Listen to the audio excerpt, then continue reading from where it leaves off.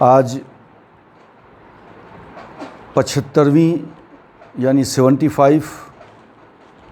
Independence day, یوم آزادی تمام کے تمام ملک کے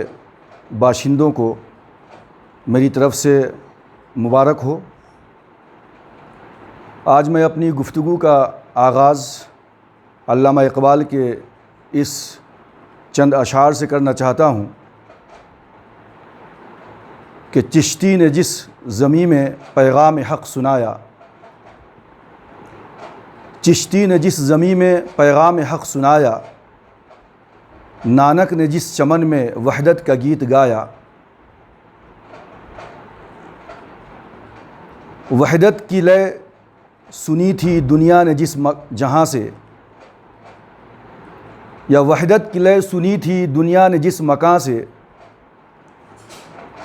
میر عرب کو آئی ٹھنڈی ہوا جہاں سے، میرا وطن وہی ہے، میرا وطن وہی ہے۔ پیغمبر اسلام صلی اللہ علیہ وسلم کی یہ بشارت تھی کہ مجھے مشرق سے ٹھنڈی ہوا کے جھونکے آ رہے ہیں، مطلب سلامتی اور پیس اور اسلام کی آواز، اور اس کے قدم وہاں تک بھی پہنچیں گے، اور اسلام کی آواز ہندوستان کی سرزمین میں پہنچی، اور کافی عرصے تک 900 800 یا 1000 سال تک جو ہے اپنی آواز یہاں پہ پہنچاتی رہی، اور اللہ سے بیگانہ انسانوں کو اللہ سے متعارف کرواتی رہی۔ مختلف مذاہب کے لوگ یہاں پہ شیر و شکر ہو کر زندگی گزارتے رہے، اور اس کے بعد ایک ایسا وقت دور آیا کہ انگریزوں کا تسلط اور ان کا غلبہ اس ملک کے اوپر ہو گیا۔ مغلیہ دور کا خاتمہ ہوا، اور پھر ایک طویل مڈبھیڑ اور آپسی جنگ و جدال انگریزوں کے ساتھ اس کا سلسلہ چلا۔ ابتدا میں علماء نے اپنا حق ادا کیا، اپنی جان عزیز کو اپنے وطن عزیز کے لیے نچھاور کر دیا، پھانسی کے پھندوں کو ہنستے ہوئے لگا لیا، اور اس کے بعد ایک ایسا وقت آیا کہ ملک کا ہر ایک شہری آپس میں اتحاد و اتفاق کے ساتھ انگریزوں کے خلاف صف بستہ کھڑا ہوا، سوائے چند تنظیموں کے اور کچھ لوگوں کے کہ جو انہی کی گود میں پلتے رہے اور انہی کی مخبری کرتے رہے۔ بہرکیف ہندوستان انگریزوں کے چنگل سے آج ہی کے دن یعنی 15 اگست 1947 کو ہندوستان آزاد ہوا، اور پھر 26 جنوری 1950 کو یہ ملک ہمارا محبوب اور پیارا ہندوستان پوری دنیا کے نقشے میں سب سے بڑی جمہوریت بن کر معرض وجود کے اندر آیا۔ یعنی 1947 کے بعد سے ہمارے ملک کا آئین اور دستور اور قانون جو مرتب کیا گیا ڈاکٹر بھیم راؤ امبیڈکر کی نگرانی میں، جس میں مختلف علماء کرام اور قابل ذکر مولانا حفظ الرحمان سیوہاروی، ان لوگوں نے مل کر کے ملک کا قانون اور دستور بنایا، اور پھر جس دن اس بنائے ہوئے قانون کو پاس کر دیا گیا یعنی ہمارا ملک جمہوری بن گیا، ڈیموکریٹک کنٹری کی شکل میں یہ دنیا کے نقشے کے اندر آیا، تو یہ 2 دن ہندوستان کی تاریخ میں بہت ہی اہم دن سمجھے جاتے ہیں۔ 15 اگست اینڈ 26 جنوری۔ 15 اگست کو ہم نے انگریزوں کے غلامی سے آزادی حاصل کیا، اور 26 جنوری کو ہمارے ملک کا قانون، یعنی ہمارا ملک جمہوری اور ڈیموکریٹک ملک جو ہے بن کر کے دنیا کے سامنے آیا۔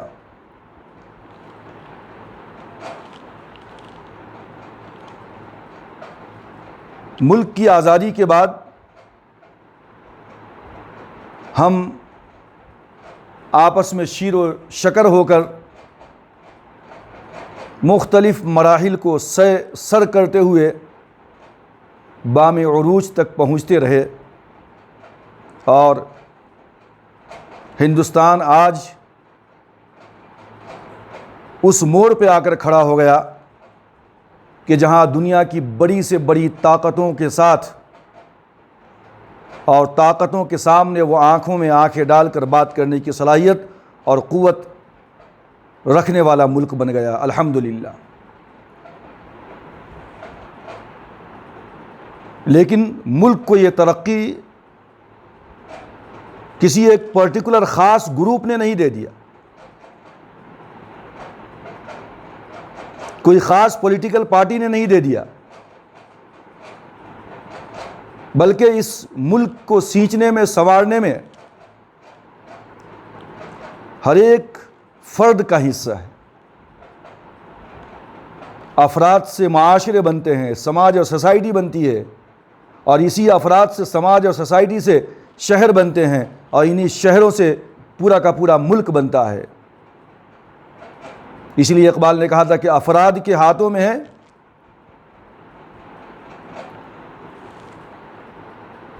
قوم کی تقدیر یا اقوام کی تقدیر، افراد کے ہاتھوں میں ہے اقوام کی تقدیر، ہر فرد ہے ملت کے مقدر کا ستارہ، چاہے وہ گروپ ہو، چاہے کوئی ملت ہو، کوئی مذہب ہو یا کوئی ملک ہو، سو اس گروپ کو سنوارنے میں، اس مذہب و ملت کو بنانے میں، یا اس ملک کو، اس قوم کو سینچنے اور سنوارنے میں کسی ایک کی محنت نہیں، بلکہ ہر ایک کو اوپر اٹھ کر کے آنا ہوتا ہے اور محنت کرنی ہوتی ہے، جب جا کر کوئی جماعت، کوئی قوم یا کوئی ملک جو ہے ایک اچھے انداز کے اندر دنیا کے سامنے آتا ہے۔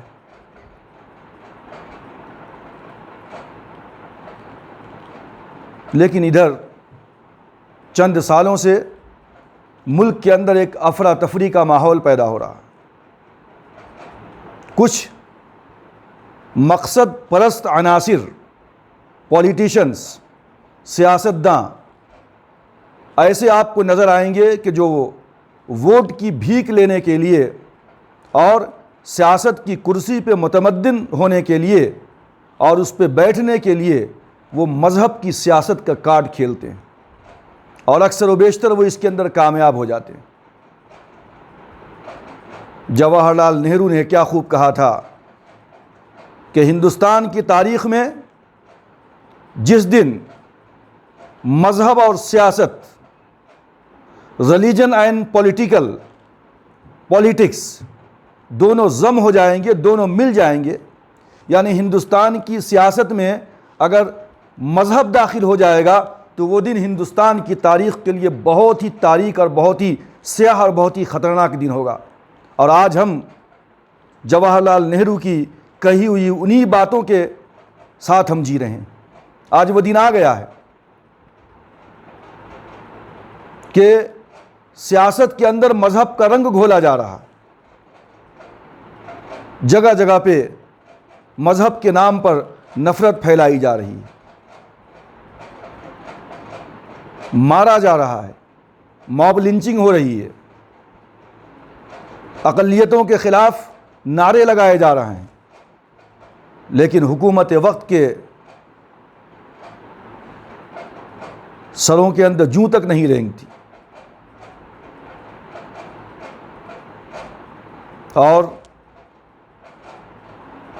حکومت کی خاموشی کے خلاف اگر کوئی بولتا ہے، کوئی لکھتا ہے، تو اس کی آواز کو بند کر دی جاتی ہے۔ آپ نے پڑھا ہوگا اخبار کی سرخیوں میں کہ کئی ایسے لکھنے والے موجود ہیں کہ جنہوں نے حکومت کی کسی کمی کی نشاندہی کی اور اس کے خلاف قلم اٹھایا تو وہ انجان گروہ اور گروپ کی گولیوں کے نشانہ بنے۔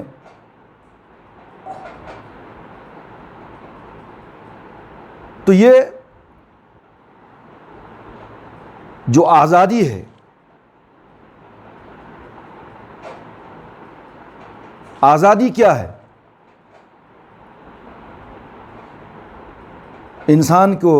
کی جان کی آزادی، اس کے مال کی آزادی، اس کے فکر و خیال کی آزادی، معاشرتی آزادی، انفرادی آزادی۔ آزادی کا مطلب یہ ہے مذہبی آزادی۔ لیکن آج کیا ہو رہا ہے کہ مذہب کے اصولوں پہ عمل پیرا ہونے کے لیے لوگوں کو مجبور کیا جا رہا ہے کہ تم یہ نہیں کر سکتے۔ آئین ہند کے اندر جن چیزوں کی اجازت دی گئی ان سے بھی روکا جا رہا ہے۔ جب کوئی الیکشن آتا ہے تو ایک نیا فارمولہ، نیا شوشہ نکالا جاتا ہے تاکہ آپس میں لوگ کنفیوز ہو جائیں اور پولیٹیشنز، سیاسی جماعتیں جو چاہتی ہیں ان کا مقصد پورا ہو جائے۔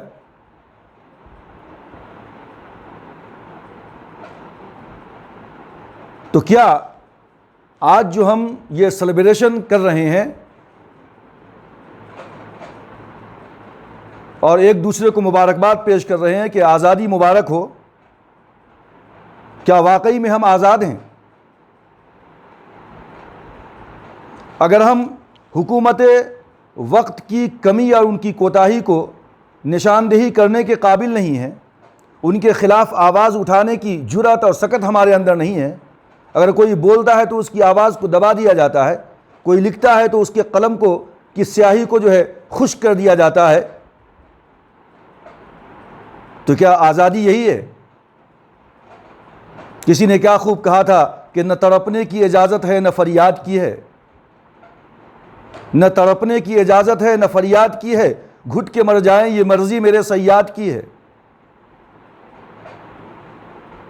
اور کسی نے کہا کہ یہ دستور زباں بندی ہے کیسا تیری محفل میں، یہ دستور زباں بندی ہے کیسا تیری محفل میں، یہاں تو بات کرنے کو ترستی ہے زباں میری۔ ہندوستان کے آئین اور ہندوستان کے دستور اور اس کے قانون نے تو ہر ایک شخص کو فکر و خیال کی آزادی عطا کی تھی، وہ اپنی معافی ضمیر کو دنیا کے سامنے رکھ سکتا تھا۔ Rule by the people, democracy کیا تھی؟ Rule by the people. ملک کی رہنے والی جماعتیں، ملک میں رہنے والے افراد، حکومت ان کی ہوتی ہے، لیکن جب حکمراں کرسی پہ بیٹھ جاتے ہیں تو وہ ساری قوم کو اس طرح ٹریٹ کرتے ہیں جیسے کہ کوئی غلام ہے۔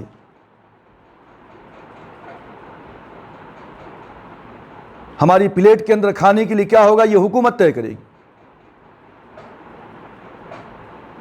آج ہم چاند پہ پہنچ گئے لیکن ہمارے ملک کے اندر روڈ کے کنارے سونے والے کبھی ختم نہیں ہوئے، ان کو مکان تک نہیں مل سکا، آئے دن لاریوں کے نیچے کچل دیے جاتے ہیں۔ 75 سال ہو گئے، پاورٹی لیول اور خط غربت جو ہمارے ملک کا تھا اس میں کتنا سدھار آیا۔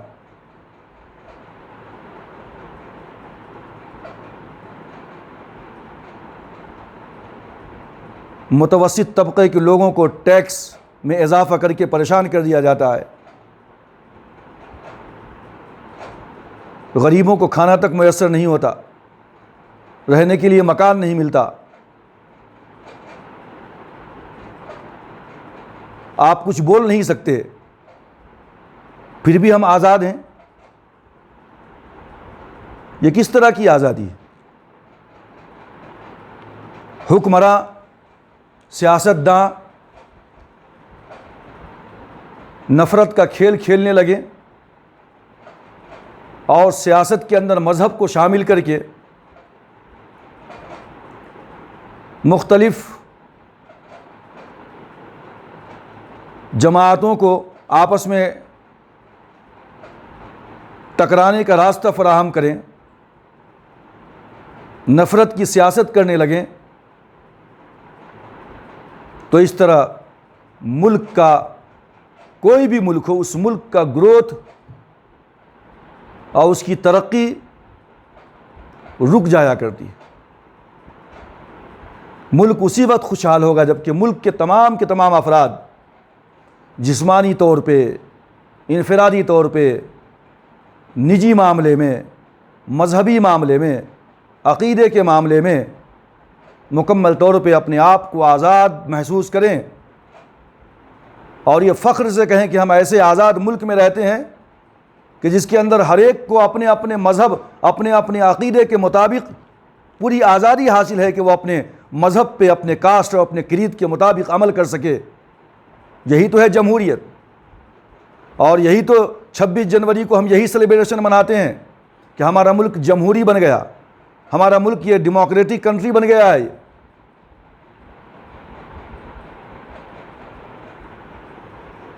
گاندھی جی نے کہا تھا کہ اے کانگریسیوں، اگر تم ہندوستان کے اوپر ہمیشہ حکومت کرنا چاہتے ہو تو اپنے اندر عمر فاروق کی سیرت کو اپناؤ۔ وہ عمر فاروق کے دنیا کے ایک بہت بڑے حصے کے اوپر حکومت کر رہا تھا، لیکن پھر بھی جس کے دسترخوان پہ سوائے روٹی اور شوربے کے علاوہ کچھ نہ تھا۔ وہ عمر کہ جو دنیا کے ایک بہت بڑے حصے پہ حکومت کر رہا تھا، لیکن اس کے جسم کے اوپر جو قمیض تھی اس کے اوپر کئی پیبند لگے ہوئے تھے۔ عمر فاروق نے اپنی دور خلافت میں وہ شخصی آزادی دیا تھا لوگوں کو، سوچ اور فکر کی آزادی،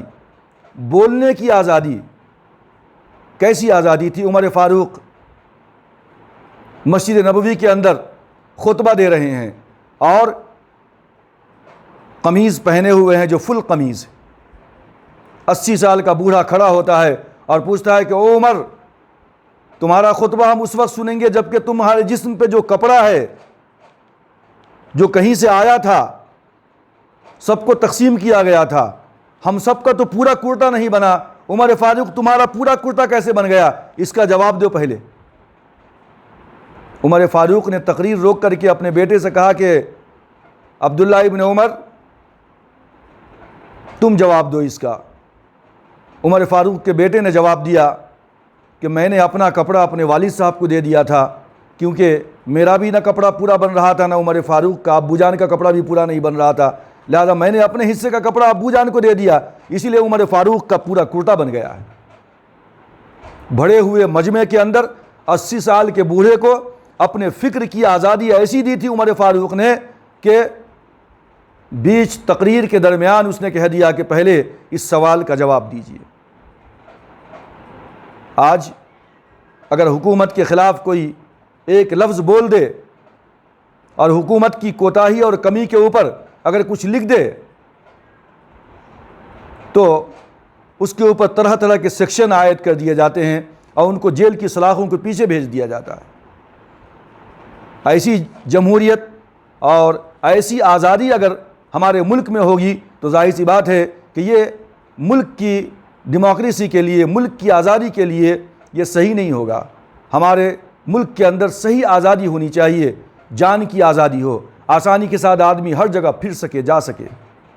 اس کی عزت و آبرو کی آزادی ہو، کوئی اس کی طرف آنکھ اٹھا کر نہیں دیکھ سکے، وہ اپنے گھر کے اندر تنہائی میں ہو تو وہاں بھی اسے آزادی محسوس ہو کہ ہم ایسے ملک میں رہتے ہیں جہاں پہ ہماری حکومت ہمارے سروں کے اوپر ہے جو ہماری حفاظت کرنے والی بنے۔ اگر انسان کو محسوس ہو کہ حکومت وقت سے کچھ غلطی ہو رہی ہے، ہمیں کچھ مشورہ دینی چاہیے، تو وہاں پہ حکومت کو چاہیے کہ وہ اس کو قبول کرنے کی کوشش کرے، ڈیمانڈ کو سمجھنے کی کوشش کرے۔ اللہ کے رسول صلی اللہ علیہ وسلم مدینہ کے باہر جا کر ایک جنگ لڑنا چاہتے تھے غزوہ احد کے موقع سے، لیکن صحابہ کرام کی خواہش تھی کہ نہیں یہ باہر جا کر لڑا جائے۔ اللہ کے رسول کی خواہش تھی کہ مدینے میں رہ کے لڑیں۔ صحابہ نے مشورہ دیا کہ نہیں، باہر جا کے لڑیں گے، خندق کھود کے لڑیں گے۔ اللہ کے رسول نے اس کو قبول فرمایا۔ تو اس بات کی ضرورت ہے کہ اس ملک کے تمام باشندے آپس کے اندر ایک دوسرے کا احترام کریں، شیر و شکر ہو کر کے رہیں، اور اس قوم کو، اس ملک کو آگے بڑھانے میں سب کا ساتھ ہو، اور جب تک کہ اتحاد اور اتفاق ہمارے درمیان قائم نہیں ہوگا اس وقت تک جو ہے یہ ملک ظاہر سی بات ہے کہ دنیا کے نقشے کے اندر نمبر 1 پہ اس کا آنا مشکل ہو جائے گا۔ آج اقلیتیں بہت زیادہ پریشان ہیں،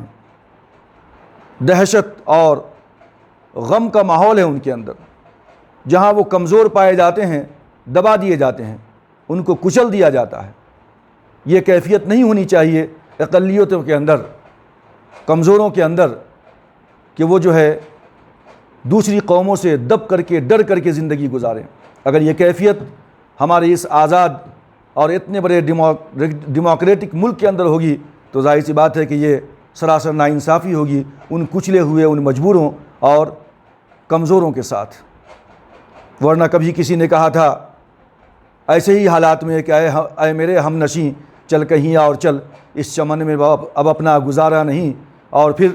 بات ہوتی گلوں تک تو سہ لیتے ہم، اب تو کانٹوں پہ حق بھی ہمارا نہیں۔ اور پھر کہا کسی نے کیا خوب کہ گلستاں کو لہو کی ضرورت پڑی، سب سے پہلے ہی گردن ہماری کٹی، پھر بھی کہتے ہیں مجھ سے یہ اہل چمن، یہ چمن ہے ہمارا تمہارا نہیں۔ تو یہ کیفیت اور اس طرح کی سوچ اقلیتوں کے اندر، کمزوروں کے اندر اور متوسط طبقے کے اور ایک مخصوص جو ہے فرقے کے لوگوں کے ذہن میں جو یہ بات آ رہی ہے یہ نہیں آنی چاہیے، اور ہمیں یہ سوچنی چاہیے کہ تعمیر وطن میں ہم بھی ہیں برابر کے شریک، تعمیر وطن میں ہم بھی ہیں برابر کے شریک، در و دیوار تم ہو تو بنیاد ہیں ہم۔ ظاہر سی بات ہے کہ اس ہندوستان کی آزادی میں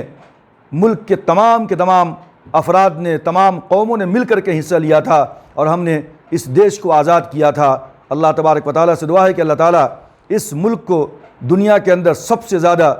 اعلیٰ عزت بخشے، اور اس ملک کی ڈیموکریسی اور اس کی جمہوریت کو مزید سے مزید پائیدار بنائے، جہاں حقیقت میں جو جمہوریت کی، جو آزادی کی روح ہے، اللہ تبارک و تعالیٰ وہ آزادی کی روح ہمارے اس ملک کے تمام بسنے والوں کے دلوں کے اندر پیدا فرمائے۔ اور آمین وآخر دعوانا ان الحمد للہ رب العالمین۔